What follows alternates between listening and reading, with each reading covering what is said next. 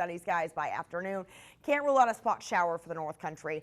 Otherwise, it is another mild day with temperatures about 10 degrees above average in the upper 70s to low 80s, upper 80s by Wednesday.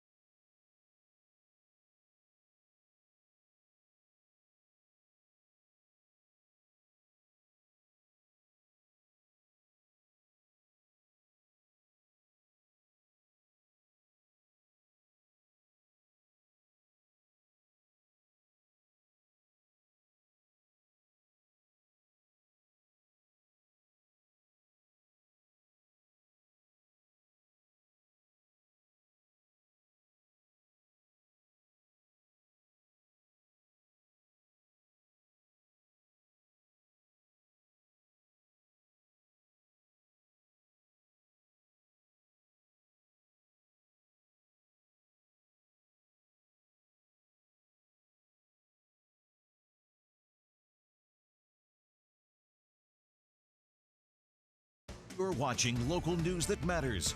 This is Local 44 Morning Brew.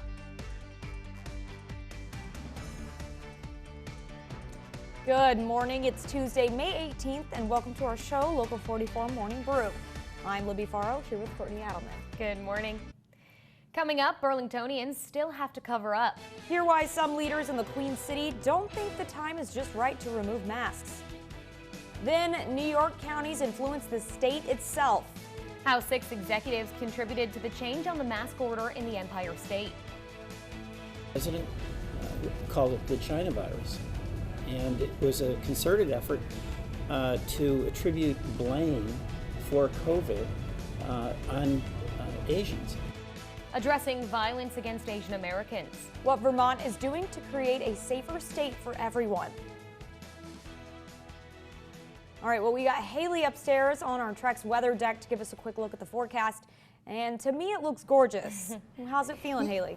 It's not bad out here. We definitely have a little bit of cloud cover. That sun, though, starting to break through, partly sunny conditions, and temperatures are warming up quick. I want to know, though, are you putting in your AC this week? I'm probably going to end up putting mine in, and I actually did a poll on my Twitter to see what some of my followers thought about putting the AC in this week, with temperatures in the upper 80s, nearing 90 degrees, especially for tomorrow.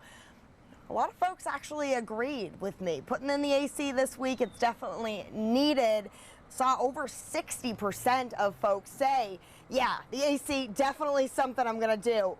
35% of people were like, we're gonna wait. We're gonna wait a little while. I don't blame them. I wish I could wait, but I can't stand the heat.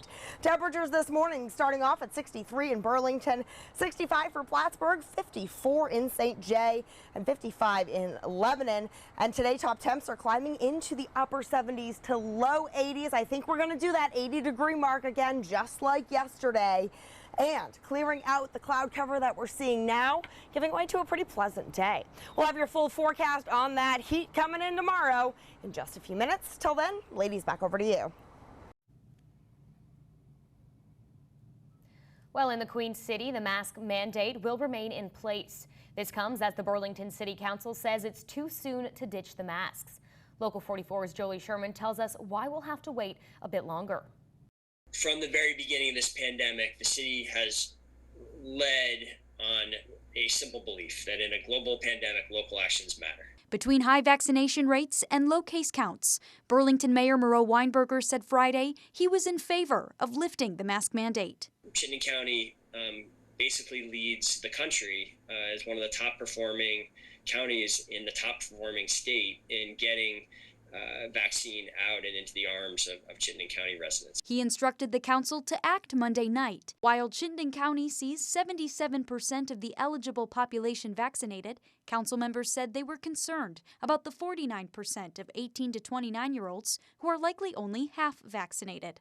We have a sizable chunk of retail workers and folks who are on the front line, restaurants and retail establishments who haven't yet been fully vaccinated. Another council member says she feels more comfortable waiting until the state reaches at least 80% of the population vaccinated. We're not there yet, and so I don't understand why we're exposing people who haven't even had the chance to be fully vaccinated yet. But Burlington's Chief Innovation Officer says there's very little risk of transmission, with a majority of Chittenden County residents getting the shot.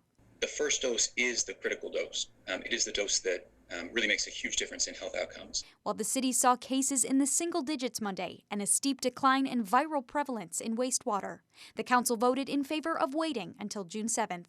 Jolie Sherman, Local 44 News. And the city will host a few walk-in clinics this week. You can see on your screen there's one at North Beach Thursday and Friday, and another will be on Church Street in front of City Hall in the evening on Saturday. You can also find those details on our website, mychamplainvalley.com. We have to reopen. We have to reopen smart. We have to reopen with a cautious eye. But we have to get back to life, and we have to get back to life and living, and we have to do it the way New Yorkers do it. We have to do it quickly and robustly. New York Governor Andrew Cuomo announcing the state will lift mask mandates for people who are fully vaccinated starting tomorrow. The move comes after Cuomo was pressured in recent days to adopt the new CDC guidance from 6 New York County executives. Our Capitol correspondent Karina Capabianca has that story. On Wednesday, you might see less people wearing masks around New York State. Last week, the CDC said fully vaccinated individuals no longer need to wear masks or social distance for most outdoor and indoor activities. Now, New York State is following suit. If you are vaccinated, you are safe. No masks, no social distancing. But there are some places you'll still need to wear a mask despite being fully vaccinated. Those include public transportation, nursing homes, homeless shelters, correctional facilities, schools, and healthcare facilities. The governor and the CDC say unvaccinated and immunocompromised people should still mask up and social distance. Several county executives, including Dutchess County Executive Mark Molinaro, had urged the governor to adopt the CDC guidance, which was issued Thursday. County leaders across the state of New York, Republican and Democrat, we evaluated the CDC guidance. We knew it made sense, and therefore proceeding now is logical. While private businesses can still decide to impose certain precautions, they're not required to. They're also not required to ask customers if they're vaccinated. They can check. They can ask at the door. They can ask when you're seated at the table, or not. The governor says if you are fully vaccinated and still want to wear a mask, it's perfectly fine for you to continue to do so. In Albany, Karina Capabianca. Let's take a look now at the latest coronavirus numbers. 29 new cases in Vermont. Windsor and Orleans counties each have 5 cases. 11 people are currently hospitalized and 1 person is in the ICU. 104 new cases and 1 new death in New Hampshire. 6 new cases in Grafton County, 3 in Sullivan, and 2 in Coos. And over in New York's North Country, 15 new cases in Clinton County since Friday, 4 new cases in Essex County, and no new cases in Franklin County. The Twin States will partner with the North Country Health Consortium for a Johnson & Johnson clinic this week. It is this Friday at the Lancaster Fairgrounds from noon to 6. Appointments are strongly encouraged, but walk-ins will not be turned away. More than 600 appointments are available, and the clinic is only available to people 18 and older. There is an incentive, and you will get 1 free ticket to the Lancaster Fair in September. To reserve your spot online, you can go to either Vermont or New Hampshire state sites. You can also call ahead, and those numbers are right there on your screen. New Hampshire has scheduled a COVID-19 vaccination clinic specifically for individuals who are deaf or have hearing loss, as well as their families and caregivers. The clinic will be held Saturday from 8 to 4 at Elliott Health System in Manchester. People will receive the Pfizer vaccine with second doses scheduled for June 12th. American Sign Language interpreters will also be provided. There have been 4,000 hate crimes reported against Asian Americans since the onset of the pandemic. On Monday, Vermont Congressman Peter Welch met with local Asian and Pacific Island leaders. Miko Ezeko and Paul Suk-Hun-Yun are two of the 12,000 people in the Green Mountain State who identify as Asian American or Pacific Islander. Congressman Peter Welch met with them prior to his flight to D.C. on Monday. Welch says the hatred against Asians were amplified by the pandemic and rhetoric from the Trump administration. The former president called it the China virus, and it was a concerted effort to attribute blame for COVID on Asians. And that manifests itself with an expression of violence and hatred towards Asian Americans. This week, the House will be taking up an Asian American hate crime bill that passed in the Senate 95-1. Welch says it will create a new position in the Attorney General's office focused on addressing the attack, as well as hotlines as a channel for reporting hate crimes. Coming up, we're celebrating EMS Week here at the Williston Fire Station, and you can learn life-saving skills next. This is Local 44 Morning Brew with Courtney Adelman, Libby Farrell, Brittany Weir, and Sky Tracker meteorologist Haley Boulay.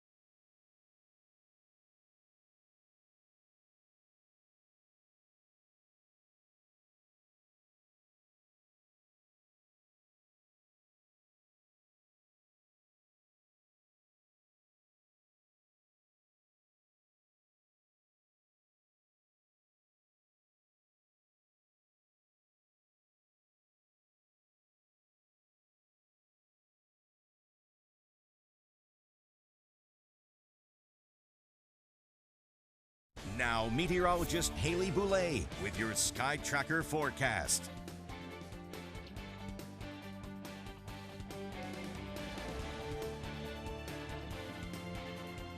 Good morning, folks. It is 8:12, starting off the day on a pretty decent note. There's definitely a bit of cloud cover out there as we take a live look at some of our webcams. Sun gleaming down just a little bit on top of Whiteface, starting to break out a bit here in Colchester. Lindenville, you've likely seen the most sunshine out of all of us all morning long. We did have a couple of spot showers that passed through last night and early this morning. Those have since wrapped up, and we're just dealing with the residual cloud cover from those showers. Now, yesterday, topped off at 81 degrees. The first time since September of last year.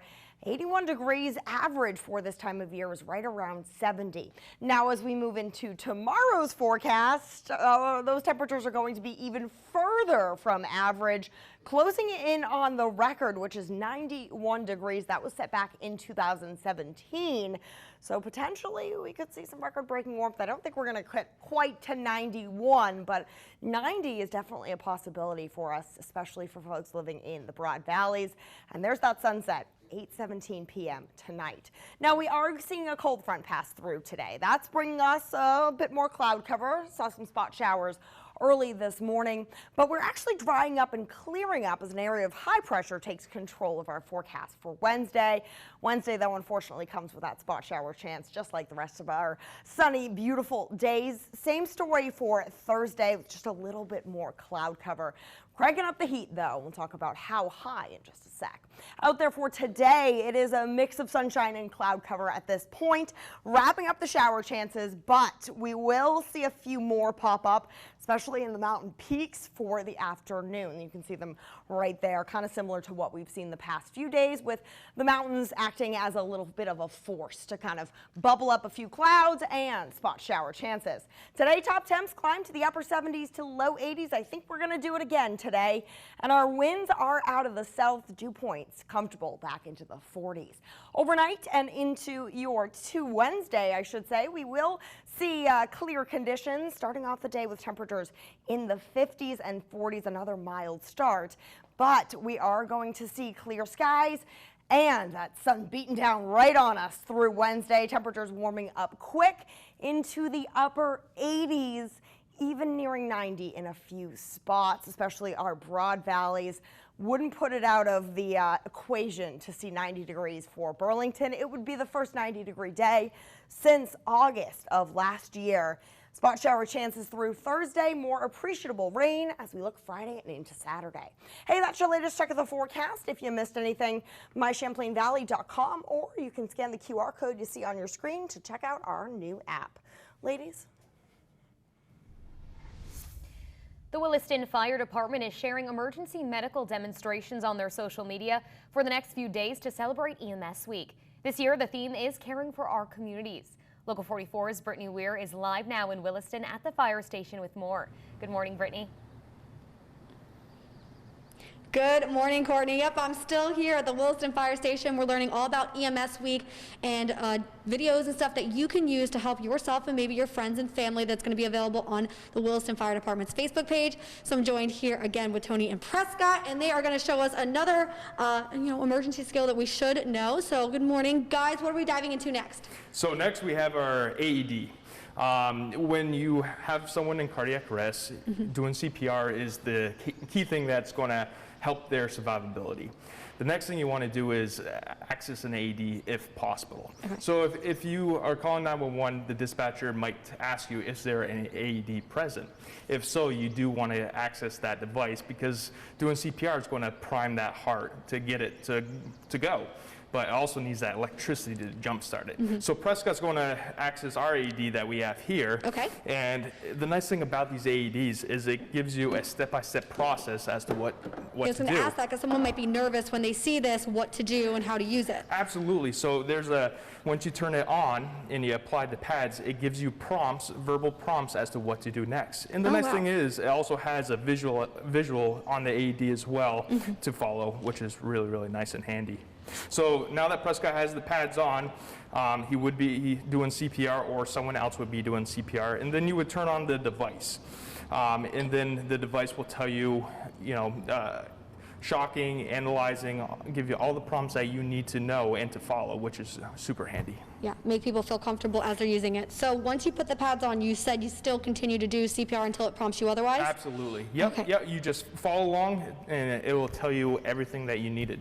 Gotcha. And then also, if you're on the phone with 911 and everything, they'll also talk you through the entire process as well. Yes, they're trained to give you verbal cues and prompts as to what to do when doing CPR.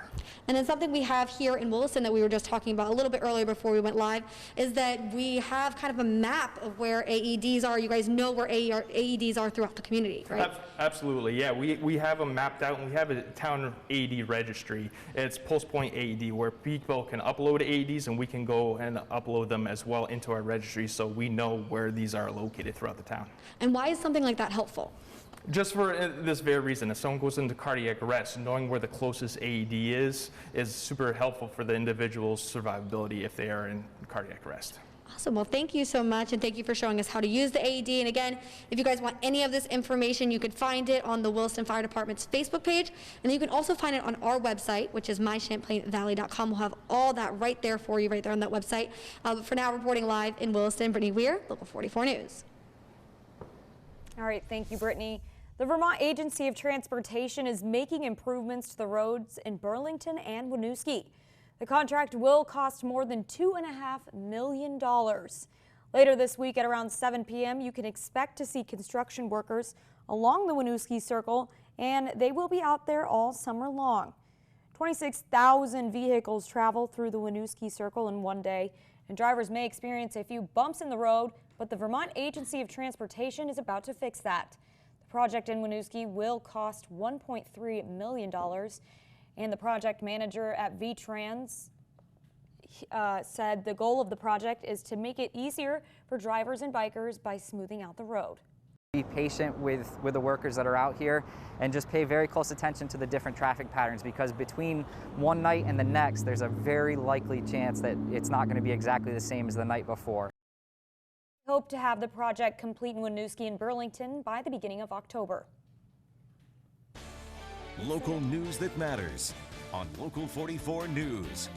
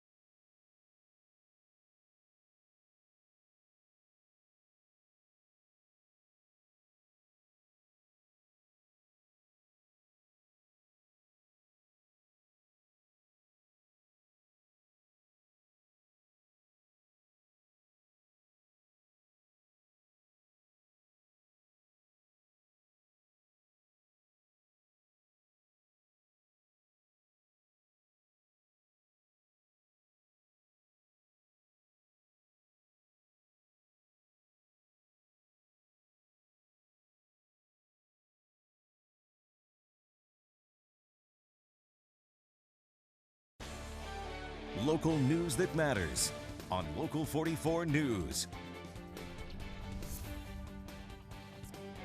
A Kingston, New Hampshire man was charged for the explosive gender reveal party that was heard across state lines last month. Anthony Spinelli will have to answer to disorderly conduct charge. On April 20th, police responded to Torromeo Quarry where the explosives went off. They say the family set off 80 pounds of tannerite. Yeah. No one was hurt during the incident.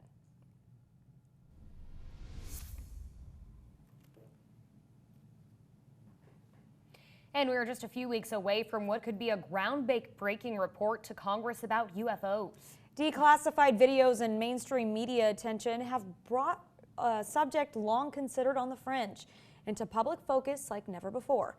Fox News correspondent Jillian Turner explains. In some cases, there are simple explanations for what people are witnessing, but there are some that are not. It's an age-old question that secret sectors of the U.S. government have been pondering and tracking for decades. Who is flying the hundreds of UFOs spotted by American officials and civilians each year? Recently, the U.S. military and intelligence community have begun weighing in publicly for the first time. We're talking about objects that have been seen by Navy or Air Force pilots or have been picked up by satellite imagery that frankly engage in actions that are difficult to explain. Like this military video of a UFO that was leaked in April, went viral online, and the Pentagon has now confirmed is legitimate footage of unexplained objects captured in 2019. The filmmaker who posted the video tells Fox News he wants answers. Look, if the answer is our military defense system, who's tasked with being able to identify unknowns, can't identify them, well, then that's important, and we need to up our game. In just a few weeks, Pentagon leaders are under deadline to release a report to Congress detailing everything they know about UFOs, and perhaps more importantly, what they don't know. On Capitol Hill, Senator Marco Rubio is leading the charge for transparency in that forthcoming report. He says his main concern isn't aliens, but America's enemies. We have things flying over military installations, over military exercises, and other places, and we don't know what it is. Maybe it's a foreign adversary who's made a technological leap. The experts say the bottom line is these aerial vehicles are a national security threat to the U.S., no matter who is flying them. Imagine a technology that can do 600 to 700 G-forces, that can fly at 13,000 miles an hour, that it can evade radar, and that can fly through air and water and possibly space.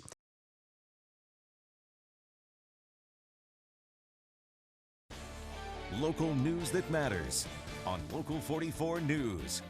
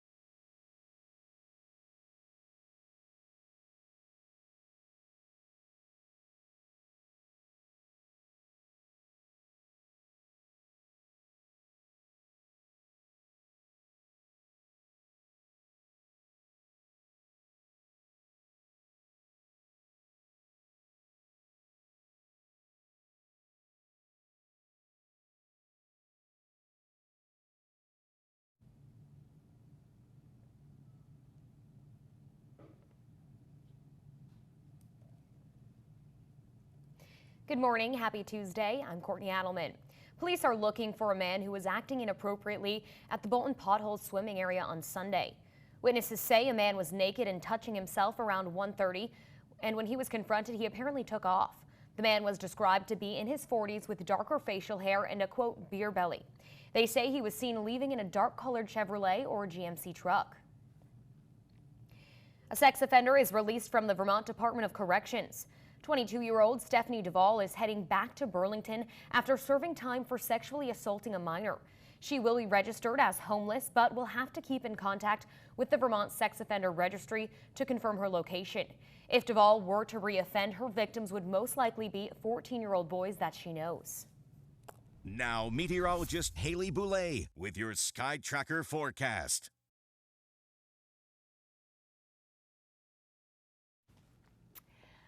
Good morning, folks. It is 8:28, starting off the day with a little bit of cloud cover, some high thin cirrus clouds filtering out the sun just a little bit over the Northeast Kingdom, and temperatures are mild, starting off in the 40s, 50s, and even 60s. Now, we did see a frontal boundary pass through earlier on. A couple of spot showers left over in Addison County and Clinton County. That's really about it for us. The last of it clearing out, and so will the clouds. There are those temperatures. Right now, 63 in Burlington, 65 for Plattsburgh, 62 in Newport, and 58 in Montpelier.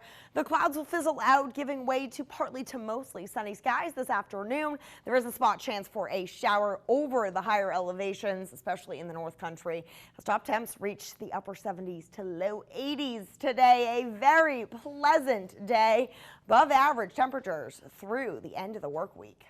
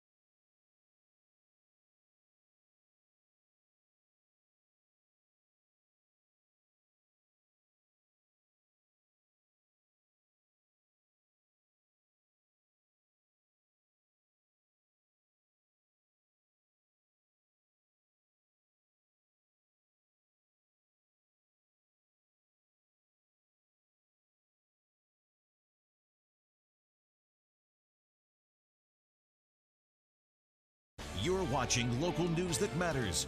This is Local 44 Morning Brew. Good morning, folks. 8:30 on this Tuesday, May 18th. Welcome to our show, Local 44 Morning Brew. I'm meteorologist Haley Boulay, here with Courtney Adelman and Libby Farrow. Good morning. Good morning. Coming up, discussing how the pandemic is impacting women in the workforce. Lieutenant Governor Molly Gray takes a seat at the table for a discussion. Then Northern Vermont University is looking for a new leader. Hear why the college's president is parting ways with the school.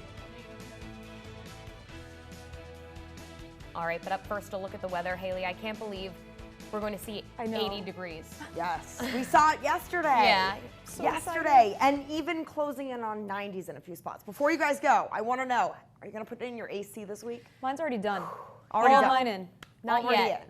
I don't want to be hot. I don't know, not yet, because I'll regret it when it gets to 50 degrees at night in a couple weeks. That's true. I'd rather be cold. I got the fans, though. Yeah, no, definitely need the fans. I did a little bit of a poll on my Twitter page to see where people were at. If it's too early to put in the AC, or if, 80 degrees, 90 degrees, all right, time to put it in.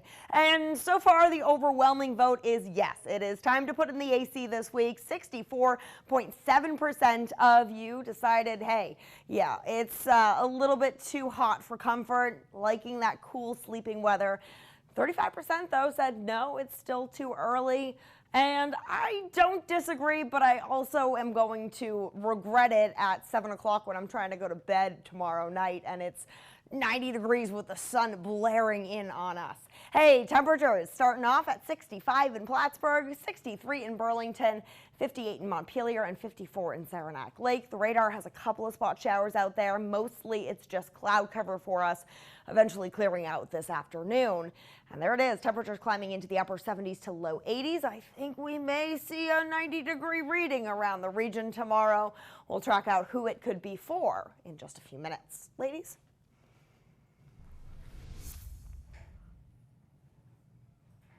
A 6-person budget conference committee is hoping to get disagreements on Vermont's spending plan ironed out before the end of the session next week. Governor Phil Scott has said he's disappointed in how state lawmakers have proposed to spend federal relief dollars from the American Rescue Plan. Last week, we learned House and Senate leadership have planned a veto session for June in case they can't come to an agreement. Some members of the Budget Committee said there needs to be a plan for any leftover money from the American Rescue Plan. How to engage Vermonters in the expenditure of the remaining ARPA money. So we are looking at some language around that. It's still being developed. Hope to come to you soon on that. I have to. Has to be soon. Because we're going home. Leadership in the House and Senate have told us there is a lot of overlap in priorities between both chambers and the administration. The legislature, however, wants to spend roughly half of the state's ARPA funds in the budget, while the governor wants to stretch it out over several years. Vermont Lieutenant Governor Molly Gray joined business owners to discuss paid family and medical leave and how the pandemic has set back 30 years of progress for women in the workforce. Our Local 44's Devin Bates has the details.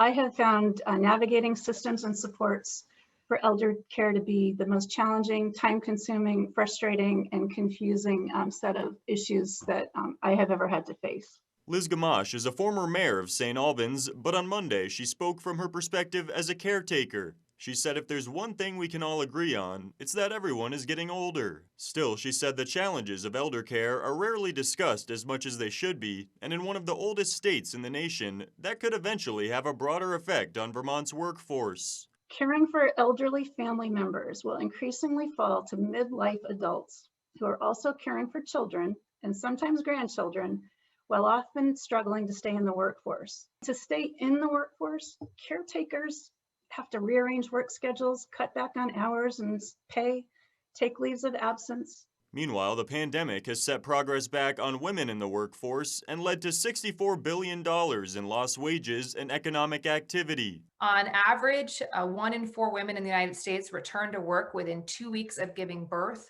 We have the anecdotes, we hear stories day in and day out about caregiving, about maternity leave, about individuals that need to leave the workforce. Jessica Arancibia had left her job to start her own business in March of 2020, and although those hopes made it through the pandemic, it was a time when millions suddenly faced major uncertainties. What happens when life throws us curveballs? What happens when a pandemic affects the entire world? There's no safety net, there's no job security, there's no infrastructure in place to protect us. In Montpelier, Devin Bates, Local 44 News. All right, thank you, Devin. The Vermont State College's Board of Trustees will meet this morning to discuss appointing an interim president at Northern Vermont University. The current leader will be stepping down in August. In a statement, Elaine Collins says she wants to seek new professional challenges. And Collins has served as the president of the university since Lyndon and Johnson merged in 2018. On to your Crime Watch, a woman convicted of sexual assault has been released from the Vermont Department of Corrections. 22-year-old Stephanie Duvall is heading back to Burlington. She will be registered as homeless, but will have to keep in contact with the Vermont Sex Offender Registry to confirm her location. If Duvall were to reoffend, her victims would be 14-year-old boys that she knows. Police are looking for a man who was acting inappropriately at the Bolton Pothole swimming area on Sunday. Witnesses say a man was naked and touching himself around 1:30. When he was confronted, he apparently took off. The man was described to be in his 40s with darker facial hair and a, quote, beer belly. They say he was seen leaving in a dark-colored Chevrolet or GMC truck. A man is dead after his pickup truck crashed into a tractor trailer, catching on fire. This happened on Saturday morning in Moores, New York. The driver of the tractor trailer was injured but has since been released from the hospital. And take a look at this. Police say this car was left on a property on McDonald Road in Washington for a long time, and it wasn't registered or insured. Officials want to know how it ended up on fire. There is a reward of up to $5,000 for information leading to an arrest. Vermont State Police are investigating a series of armed robberies across the Northeast Kingdom since late last year, including 2 bank heists. Officers say since December, the Subway and Family Dollar in Orleans, TD Bank in Barton, and the North Country Federal Credit Union in Orleans were robbed. They say detectives are working to determine whether the cases are connected. The last reported robbery was in April. As for the suspect who showed a gun at North Country Federal Credit Union, he's a thin white man about 5'5" to 5'6" in height. If you know anything, give police a call. A veteran fulfills his mission to work at Disney World. Hear one man's journey from the U.S. Navy to the most magical place on Earth. Local news that matters on Local 44 News.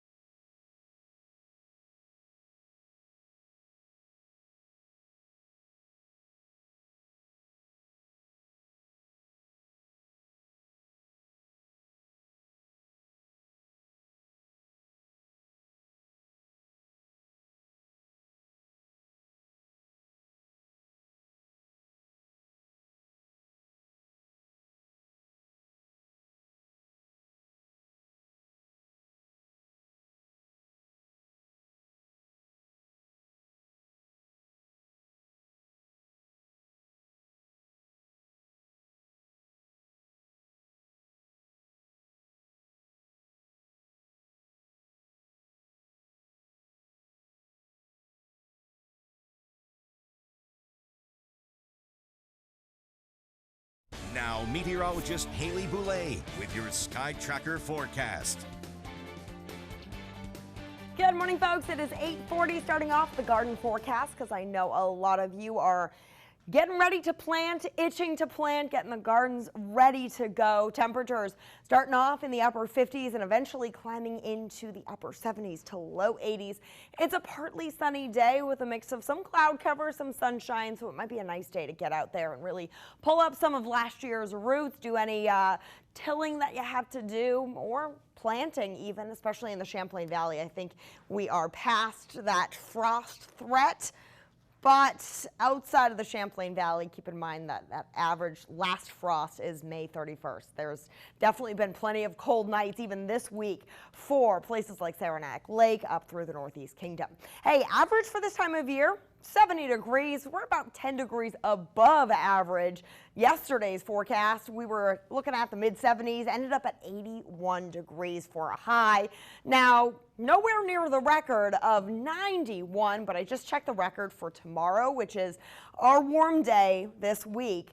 That record is also 91 degrees for May 19th, and that was set back in 1989. So, could we see some record-breaking heat? I don't really think it's going to happen, but there's been some wilder temperature swings around here. So we're going to keep close watch on the temperature gauge as we look at tomorrow's forecast. Today, I think we're going to make it to the 80s in the Broad Valleys. We did have a little bit of a frontal boundary pass through overnight.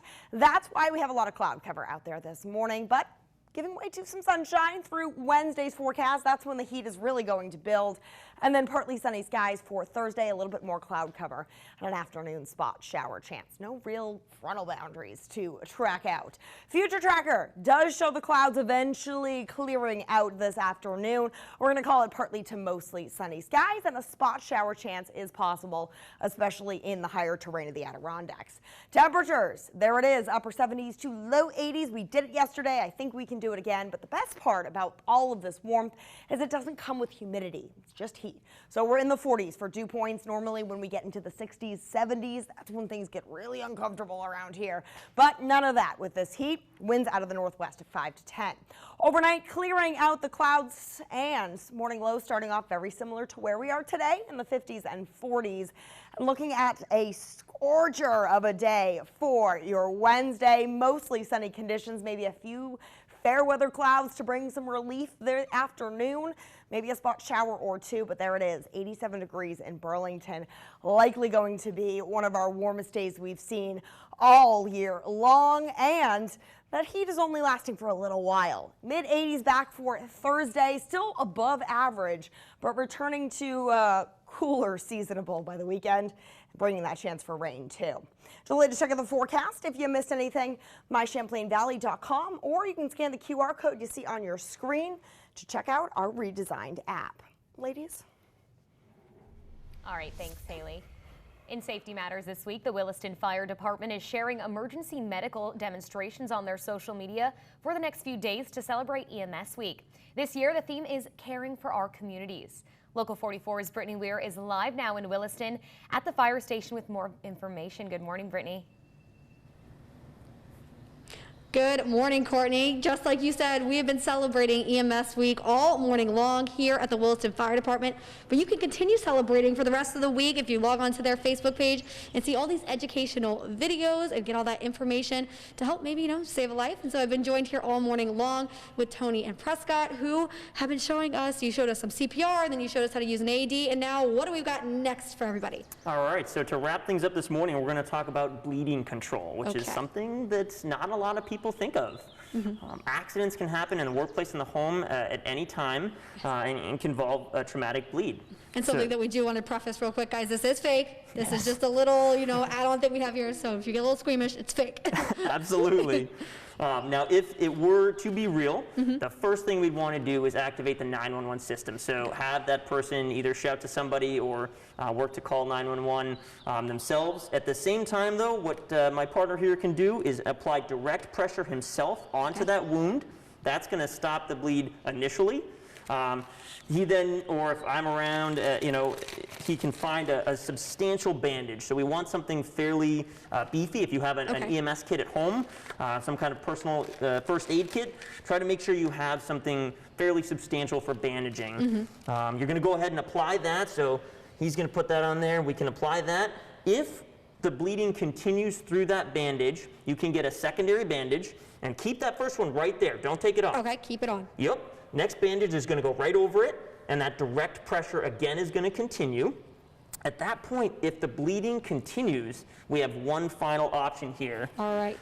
So 911 is on the way, 2 bandages on in the same place, and the bleeding is still continuing. You've taken all those steps, and what's next? A tourniquet. Okay. All right, and so what we're going to do is if you have one, and they are available, commercial tourniquets are less than $30. All right, so if you do have the ability to have one at home, you slide it over the extremity or wherever the wound there is. There you go. It's okay. You got it. You're going to tighten it right up. Okay. All right. And then once you tighten it there, you have this windlass, okay? And I'm not going to tighten it too tight for Tony. No, we're not going to tighten it too much for you. But if this wound was bleeding actively, I'm going to twist this until the bleeding stops. That's the most important thing to remember. Tony might be really uncomfortable and actually might be saying, stop, stop, stop. We can't stop until that bleeding stops. Okay. Traumatic injuries like this are truly life-threatening. And if we say we don't have one of these tourniquets at home, what else can you use instead? Absolutely. So I know folks, kind of laugh at this sometimes, but a belt or a piece of fabric, a T-shirt, anything that you can utilize to wrap above that wound, but not on the joint itself, to wrap it as tight as possible. Grab a wooden spoon around a T-shirt and just use that as a windlass to tighten down onto a wound until that bleeding stops. Awesome, gotcha. Well, thank you so much, and I know these are definitely useful. So I know some people at the station, we could definitely use this. We've had a couple instances, but everyone's all good. So thank you so much for teaching us all about this and joining us all morning long. And again, guys, if you need any of that information, it is on the Williston Fire Department's Facebook page. And again, it's also on our website, mychamplainvalley.com. So celebrate EMS Week with us here. But for now, I'll send it back to you guys in the studio. All right, thank you, Brittany. The 10 best days of summer are inching a little closer, and tickets for the Champlain Valley Fair will go on sale this morning.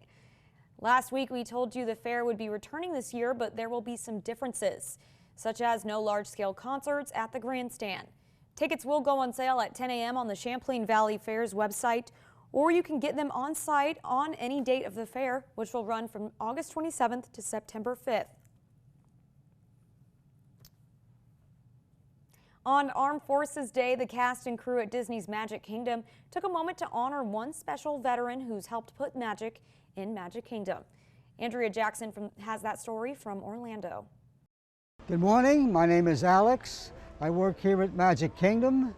I'm a Navy veteran and I love making magic for the guests. He's known as the Geppetto of Pinocchio Village House restaurant in the Magic Kingdom. Alex Stromsky says he's working his dream job in the golden years of his life, but he had a much different calling in his early days. He enlisted in the Navy at the age of 17. I became a naval aviator at Corpus Christi, Texas, and I flew aircraft in many parts of the world. His travels brought him to Pensacola, where he trained at the Naval Air Station for several years. And when Walt Disney World opened in 1971, he fell in love with the theme park. When my family and I first came to Florida, we got season passes at Disney, and that started the relationship we had with Disney. It was then that Alex realized his new dream, working as a cast member. In the 2008 to 2013, I applied for Disney for a job, and I was surprised that I got it. Alex has worked in several restaurants around Magic Kingdom and is loved by his fellow cast members. The team honored him with a flag ceremony. It not only honored me, but it humbled me. On this Armed Forces Day, all military personnel on active duty should be proud to be serving this country. Alex says his favorite part of his dream job is interacting with guests. So on your next visit to the Magic Kingdom, don't hesitate to say hello to Alex. There is truly magic in Magic Kingdom, and to be a part of it is a great honor. Local news that matters on Local 44 News.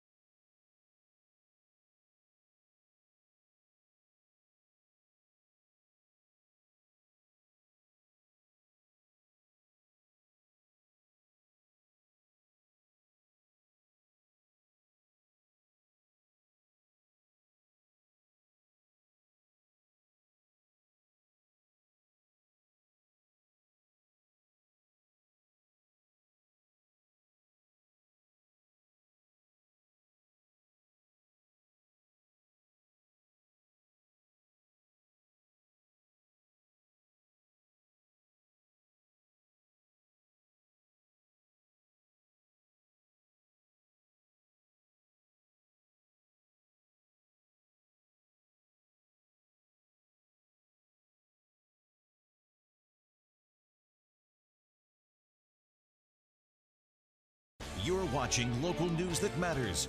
This is Local 44 Morning Brew. Good morning. Let's take a look at what's trending. Well, in a pickle trying to conjure up the perfect summer drink? Well, look no further. Brewmate is releasing this so-called world's first pickle hard seltzer. I might have Sounds to take interesting. a hard pass, but the company initially posted a picture of a hard pickle 12-pack on Instagram back on April 1st, of course, as an April Fool's joke.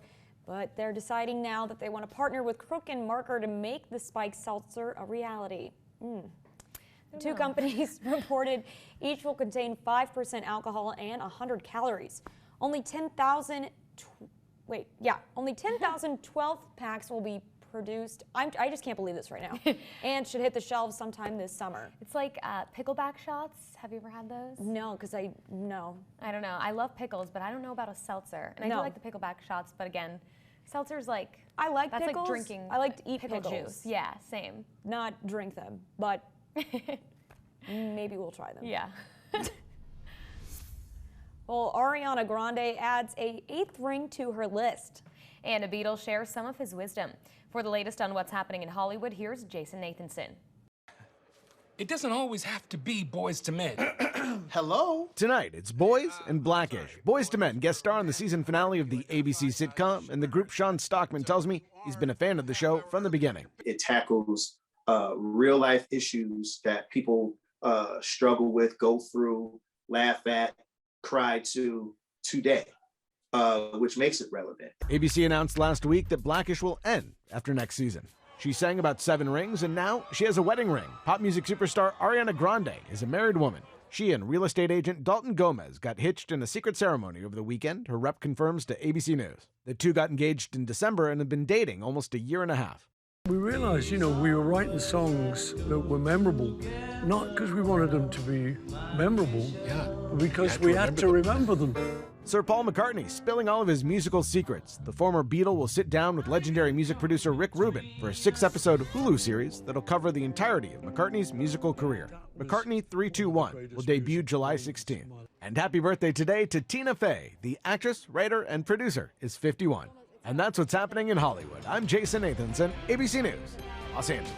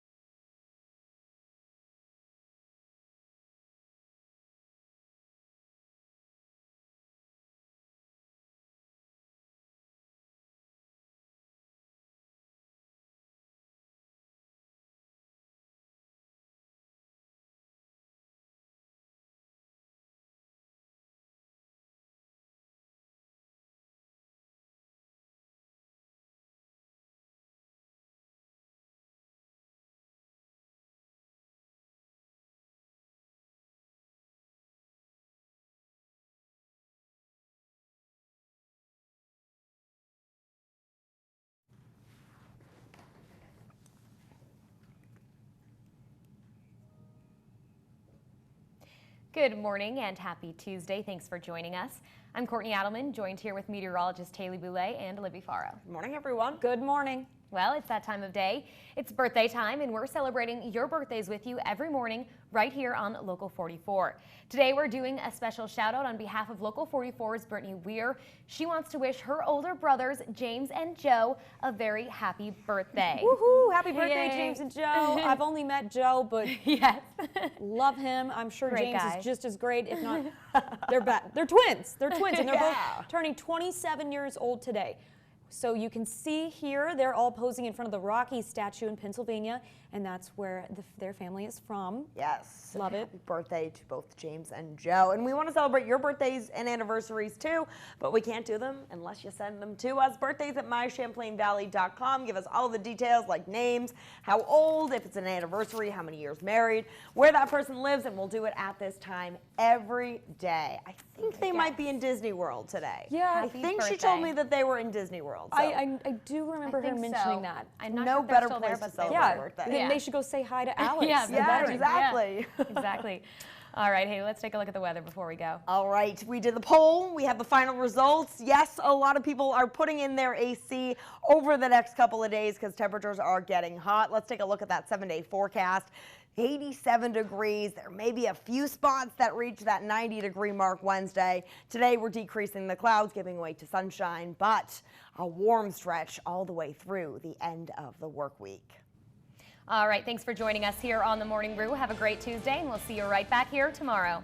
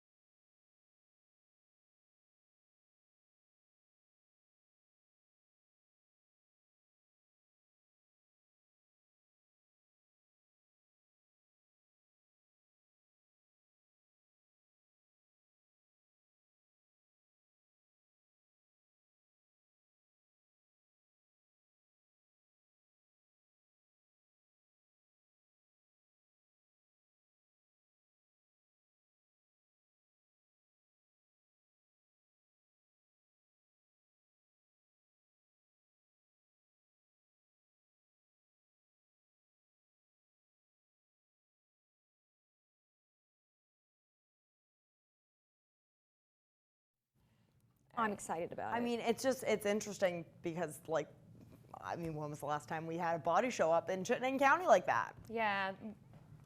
Yeah, why was it like in a Walmart parking lot?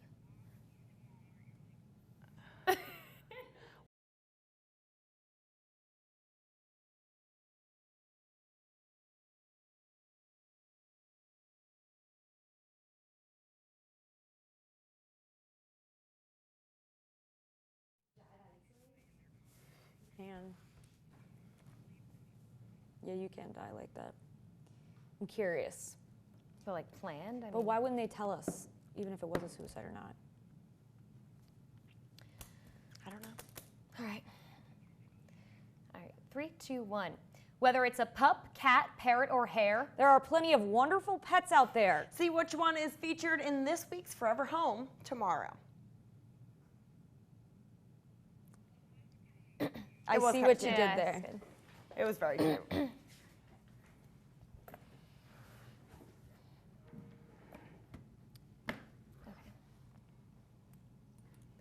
3, 2, 1. To ditch or keep the mask. Vermont health officials look to clarify the CDC guidance on the mask mandate.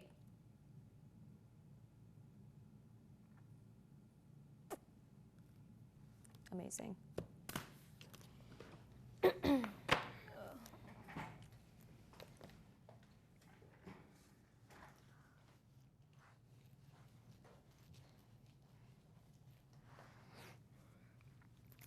Three, two, one. And temperatures soaring to midsummer-like conditions.